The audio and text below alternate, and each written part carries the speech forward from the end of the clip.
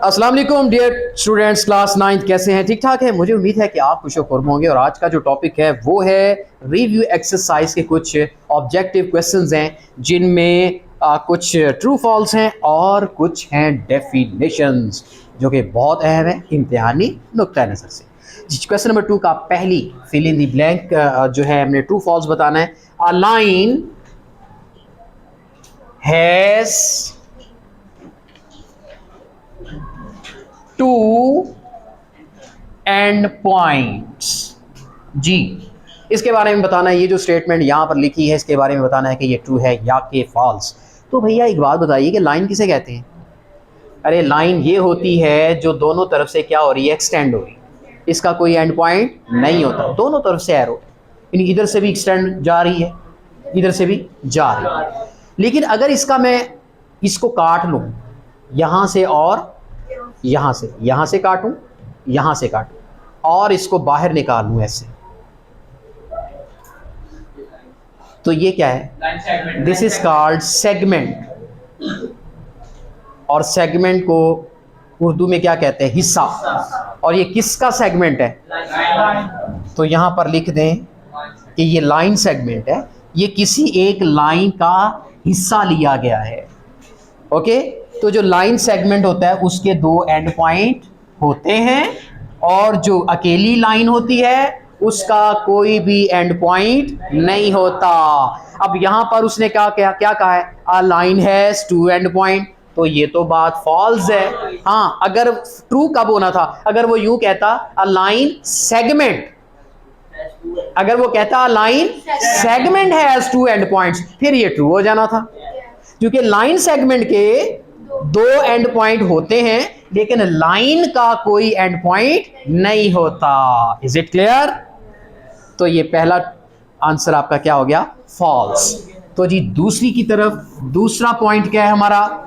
जी दूसरा पॉइंट बोलिए। वो है a line segment has one and point. अरे लाइन सेगमेंट अभी तो मैंने बताया है इसके दो एंड पॉइंट होते हैं। अच्छा, तो सर कोई ऐसी चीज भी होती है जिसका एक एंड पॉइंट होता है? जी बिल्कुल, आपको बता देता हूं। एक ये पॉइंट, एक ये भी लाइन है ए, इसका एक एंड पॉइंट है, दूसरा एंड पॉइंट नहीं। एक तरफ से फुल स्टॉप है लेकिन दूसरी तरफ से क्या हो रही है? एक्सटेंड हो रही है। इसे क्या कहते हैं? ना लाइन कहते हैं ना ये सेगमेंट है, इसे कहते हैं रे। दिस इज कॉल्ड रे। जैसे शुआ होती है, आपने एक टार्च को बटन ऑन किया तो जहां से स्टार्ट हो रही है उसका तो पता है, उस पॉइंट का तो पता है कि टार्च से स्टार्ट हो रही है। ये आपकी समझ लें कि क्या है? टार्च है और ये शुआएं निकल रही हैं। तो फिर यहां से इसका स्टार्टिंग पॉइंट तो है, कहां तक जा रही है ये नहीं पता, उसे कहते हैं रे। उर्दू में कहते हैं शुआ। Is it clear? तो इस स्टेटमेंट ने ट्रू तब होना था अगर यूं लिखा होता अरे हैज वन एंड पॉइंट, तब ये स्टेटमेंट क्या हो जानी थी? ट्रू हो जानी थी। अब यहां पे लिखा हुआ है a line segment has one and point, तो ये फॉल्स हो गई। तो सेकंड स्टेटमेंट यहां पर क्या है? फॉल्स। तो एफ लगाएंगे। जो जी तीसरे नंबर पे आ गया जी। तीसरे नंबर पे लिखा है triangle is formed by three collinear points. Triangle is formed by three collinear points. जो स्टेटमेंट दी है जी, आपका नॉलेज क्या कहता है? अच्छा एक बात बताएं मुझे, कोलिनियर पॉइंट्स क्या होते हैं? भाई कोलिनियर पॉइंट्स वो होते हैं जो एक ही लाइन पर लाई कर जाए, स्ट्रेट लाइन पर, उन्हें क्या कहते हैं? Collinear point. जैसे ये पॉइंट ए है, ये बी है, ये सी है। तो देखिए ट्रायंगल तो बनती ही नहीं है भाई, बातें नहीं करनी। ट्रायंगल तो नहीं बन रही। ट्रायंगल कब बनेगी? जब तीनों पॉइंट किसी एक लाइन पर नहीं होंगे। अब जब उनको मिलाएंगे तो क्या बन जाएगी? ट्राइंगल। इसका मतलब ट्राइंगल के लिए पॉइंट्स का होना क्या जरूरी है? Non collinear. अगर वो नॉन कोलिनियर होंगे तो ट्राइंगल बनेगी। अब मैं एक और मिसाल देता हूं। एक ये पॉइंट है, एक ये पॉइंट है, एक ये पॉइंट, तीनों क्या है? Non collinear. अब देखिए इनको जोड़े तो क्या बनता है? ट्राइंगल। अच्छा अब मैं इसको खींचता हूं, यहां से इसको खींचता हूं, इसको खींच खींच खींच खींच खींच खींच ये यहां में ले आया, यहां पे। अब क्या होगा? ये खींच, ये पॉइंट यहां पर, यानी ए बी सी। अब आपका ए पॉइंट मैं खींच के यहां ले आया हूं। जब ये खींच के यहां आ जाए तो फिर ए बी सी क्या हो जाएंगे? कोलिनियर, और ये ट्राइंगल खत्म हो जाएगी। तो इसका मतलब जब कोलिनियर पॉइंट्स होते हैं ट्राइंगल बनती नहीं है। जब पॉइंट्स नॉन कोलिनियर होंगे तब ट्राइंगल भी बन जाएगी। तो यहां पर लिखा है अ ट्राइंगल इज फॉर्म्ड, यानी एक ट्राइंगल बन जाती है बाय 3 कोलिनियर पॉइंट्स। ये तो फॉल्स है, तो आपने यहां पर लिखना है फॉल्स, क्योंकि 3 नॉन कोलिनियर पॉइंट से ट्राइंगल बनती है। हाँ, तो फिर अगर मैं पूछूं कि बेटे अगर 3 कोलिनियर पॉइंट्स हों तो फिर क्या बनता है? चले बताया, ट्राइंगल तो नहीं बनती, फिर क्या बनता है? स्ट्रेट लाइन बनती है। ओके, तो इसी स्टेटमेंट ने सही कब होना था, ट्रू कब होना था? जब यूं लिखा होता a straight line is formed by 3 collinear points, फिर ये ट्रू हो जाना था, फिर इसने राइट हो जाना था। अगर यूं लिखा होता straight line is form by 3 collinear points, फिर मैंने ट्रू कर देना था, क्योंकि 3 कोलिनियर पॉइंट्स को जब जोड़ते हैं तो फिर एक स्ट्रेट लाइन बनती है, ट्राइंगल नहीं बनती। Is it clear? आगे चलते, ये तीसरे नंबर पे हो गया जी। चौथे नंबर पे जो आपकी फिल इन दी ब्लैंक है उसकी तरफ आ रहा हूं जी। चौथे नंबर पे आए, each side of a triangle has 2 collinear vertices. अच्छा एक ट्राइंगल लेते हैं, बात उससे समझेंगे। A B C, each side से मुराद ये वाली साइड। अब इसके ये दोनों पॉइंट्स क्या हैं? कोलिनियर है, एक ही लाइन पे आ रहे हैं। चलें अब इस साइड पे आ जाएं। अब ये ए और ये सी, ये दोनों कोलिनियर हैं, एक ही लाइन पे आ रहे हैं, ये भी कोलिनियर, ठीक है। ईच साइड का मतलब हर साइड को चेक करना है। अब बी सी साइड को चेक कर लें। अब ये बी पॉइंट और ये सी पॉइंट एक ही लाइन पे आ रहे हैं, इसका मतलब कोलिनियर, इसका मतलब ये स्टेटमेंट ट्रू है। Each side of a triangle has 2 collinear vertices. इन्हें वर्टिसेस कहते हैं ना, ये जो कोने होते हैं। अच्छा आगे 5वें नंबर पे, the end points of each side of a rectangle are collinear. यही बात बिल्कुल, ये आपने रेक्टेंगल ली है।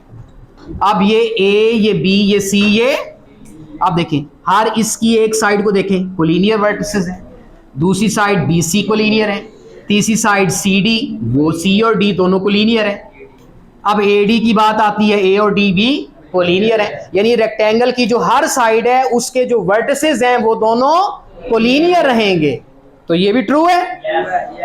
छठे नंबर पे आ जाए, all the points that lie on x axis are collinear.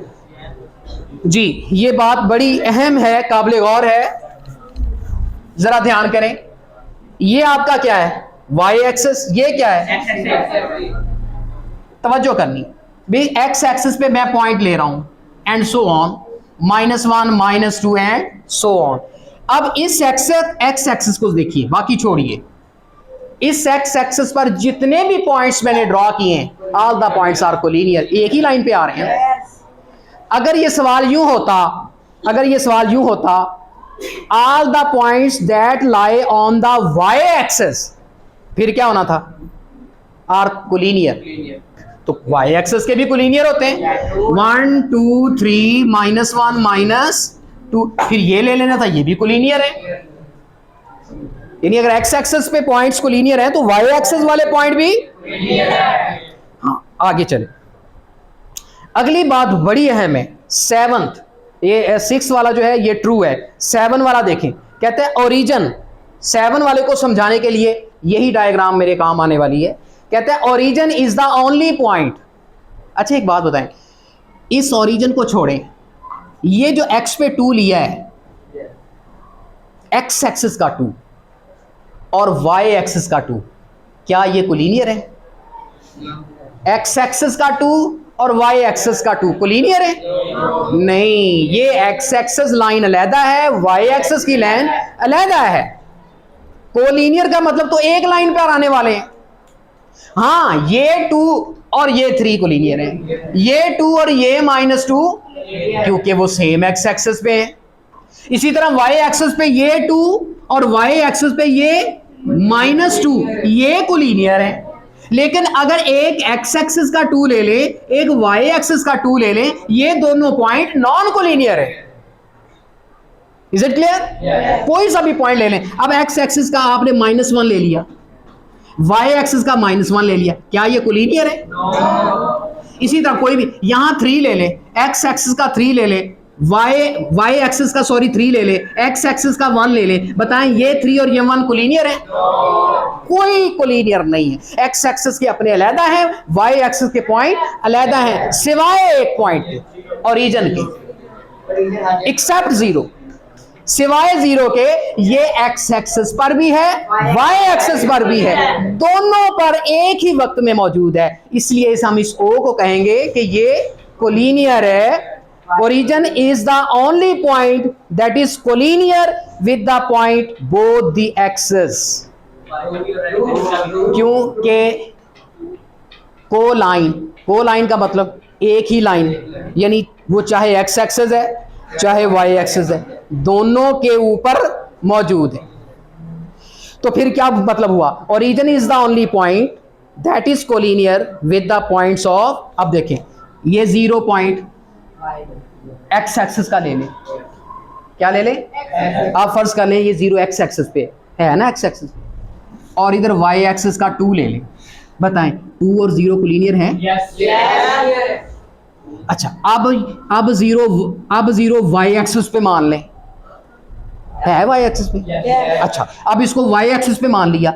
अब एक पॉइंट एक्स एक्सिस का ले लें 3, बताएं 0 और 3 कोलिनियर है?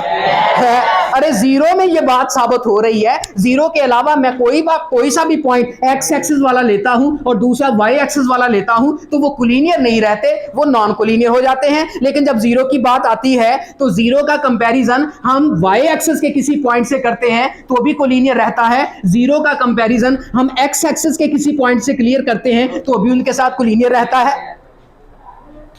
Is it clear? तो फिर ये ट्रू हुआ क्या कि 0 इज, बोलो statement, 0 the origin is the only point, यानी ये वो वाहिद पॉइंट है जिसके अंदर ये खासियत पाई जा रही है कि वो एक्स एक्सिस के साथ भी कोलिनियर है, वाई एक्सिस के पॉइंट्स के साथ भी कोलिनियर है। तो ये ट्रू हुआ। तो मुझे उम्मीद है कि ये वाला आपको समझ में आ चुका होगा। उसके बाद कुछ डेफिनेशंस हैं वो मैं बोल देता हूं, दिखाओ जी। डेफिनेशंस आ जाती हैं डियर स्टूडेंट्स। आपने क्वेश्चन नंबर 3 और 4 खुद कर लेना। 3 में डिस्टेंस फाइंड करने, क्वेश्चन नंबर 4 में मिड पॉइंट फाइंड करने। क्वेश्चन नंबर 5 में चलें, कहता है कोऑर्डिनेट ज्योमेट्री। ये समझ लें बात, इसको रेस करना होगा जी। कोऑर्डिनेट ज्योमेट्री बेटे 2 तरह की ज्योमेट्री होती है। एक लफ्ज है कोऑर्डिनेट ज्योमेट्री, एक लफ्ज है सॉरी प्लेन ज्योमेट्री। भाई आवाज नहीं आए, बस ये आप समझ लें, बाकी चीजें आपको समझ आ जाएंगी। कोऑर्डिनेट ज्योमेट्री, प्लेन ज्योमेट्री में फर्क है। वो भी ज्योमेट्रिकल शेप्स हैं, ये भी। इसका आंसर मैं यहां पे लिखूंगा, geometrical shapes in Cartesian plane, in Cartesian